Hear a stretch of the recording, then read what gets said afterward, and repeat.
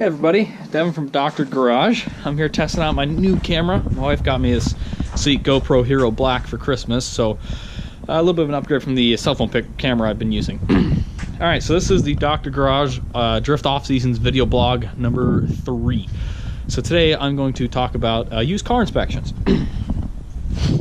Oh, it's a nice cold day here in Michigan. Snow came down pretty good over Christmas, so alright, so I recently picked this up. This is a 2002 Yukon XL. I bought it for what I thought was going to be a really good deal. It still was okay, but there were some issues with it that I overlooked initially. So this video is going to give you some quick tips for used car inspections. That way you don't get ripped off like I did. I don't know what you're thinking. Devin, there's no way. You're a smart guy. You fix cars, you work on cars. You used to inspect used vehicles for a living. There's no way you were had. Well, I was. So I'll tell you why. But first, okay, so we'll get to what I messed up on, and we're just going to start from the top. So first thing that you want to do when you're looking at a used car or truck or whatever is you want to check all the fluids. So get yourself a rag. Take a look at your engine oil. Make sure it's full. Take a look at your coolant. It's right here, so I know that's full. All right. Your transmission oil, that's the dipstick there. There's a bunch of different ways to check transmission fluid, and it really depends on the vehicle. So like some vehicles require the engine to be running, some is supposed to be off, some is supposed to be a certain temperature, some is supposed to be cold. So we really won't get into that, but that's one thing you can check too. Pretty much you want to make sure that your fluids are full and they don't look dirty or contaminated. Sometimes with coolant, if it mixes with they've refilled the wrong kind, it'll like gel up in there, so you want to pull the cap and look at it. I'm not going to pull the cap right now, I just wanted to give you a heads up on that. Another thing to look at is your brake fluid. So this is full. If it's low, that means that your pads have been worn out.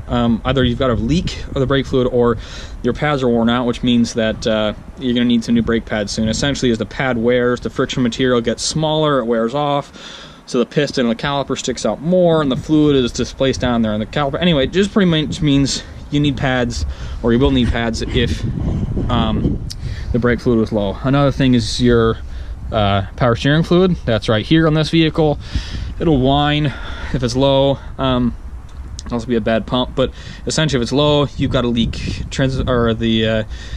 The power steering fluid doesn't burn. It's not used in a system like an engine, so it's a closed system. So if it's low, then you've got a leak somewhere. All right, so now that you've looked at all the fluids, the next thing I'd recommend taking a look at is your tires. So these are brand new tires for me. I put them on right after I bought it. Look to see if your tires are low, because that's an extra cost to factor in. Another thing is see if the tires have any kind of funny wear. If it's cupped, so it'll kind of like look like a wave on the inside or the outside, that means you've got a bad alignment. Things like that. Okay, so we've checked our fluids. We've checked our tires. The next thing that you want to do is get in and don't start it yet. Now I'm going to give you a fair warning right now. My battery is low in this vehicle, so I'm not going to turn the key on.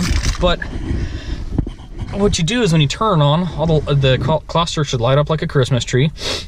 And if it does, that's normal, right? But you want to make sure all the lights turn on. So on mine, the check engine light didn't turn on, and I didn't realize this till later. When I bought it, the previous owner, used a remote start to start it. He got in and turned it on himself. I didn't turn it on. So essentially, when the key is on, with the engine off, all the lights should turn on. The check engine light turns on, the ABS light turns on, and so on. So if you look closely, I hope you can see it. But right there, inside the cluster, there's a piece of electrical tape. Essentially, the previous owner couldn't fix what was wrong with it, so went through the hassle of pulling apart the instrument cluster and putting a piece of tape in there. So, when you're buying a used vehicle, what you want to do is turn the key to on with the engine off, make sure the check engine light turns on. If it doesn't, they're trying to win you over, or they're trying to hide something that's wrong. Then there is something that's wrong. And then start the vehicle. If the light turns off, great. That means that there's nothing wrong, or there's no check engine light, no codes anyway. If it if it stays on, then you've got an issue, you've got some codes, but it should turn off. And then once it runs, listen for noises and knocks and squeaks. You know, if you got a knock or a tap from the engine, it'll tell you something about the engine. Squeaks are usually from belts and things like that. So listen to a couple of noises, go and drive it. You know, when you're driving, and make sure to try and hit some bumps, go to low speed, high speed, feel for shift points, make sure it's not slipping. Trucks have a little bit different type of steering than cars do. So trucks tend to have a little bit of a loose steering, but that's kind of excessive. So I know I've got some loose steering components I'm gonna need to replace. You know, but it was okay. I decided that was okay when I drove it, so.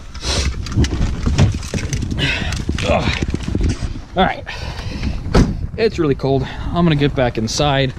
I just wanted to give you guys some quick tips for when you're buying a used vehicle, so that way you don't have happen to you what happened to me. So I guess to recap, number one, check your fluids, make sure they're full. That way you don't cause any damage to your engine, or that way you know that there might be something that's wrong. Number two, check your tires. If the tires are worn funny, you know there's an alignment issue. If they're bald, factor that into your costs for the vehicle, because for that truck it was $600 for tires.